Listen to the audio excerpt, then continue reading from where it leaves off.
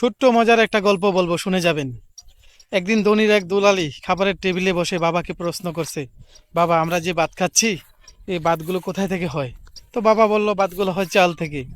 মেয়ে আবার বাবাকে রিপিট করলো, বাবা, চাল হয় থেকে? তো বাবা বলল, ধান থেকে হয়।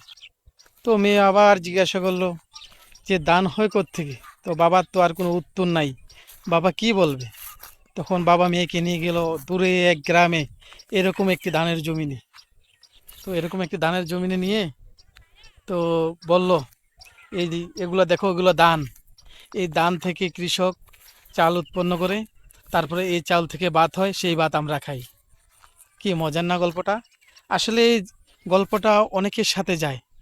এখনও পৃথিবীতে এমন মানুষ আছে যারা এখনও ভাত কোথায় থেকে আসে, চাল কোথায় থেকে আসে, এটাই জানে না। এই যে আমি সেই ধানের খেতে আছি, যে ধান ক্ষেত থেকে আমরা চাল পাই, সেই চাল দিয়ে আমরা ভাত খাই। এটাই কৃষকের মেহনতির ফসল, আমাদের বাংলার সোনালী ফসল, ধান। দেখেন কত সুন্দর, মাশাল্লাহ, কত সুন্দর ধান হয়েছে। ধন্যবাদ।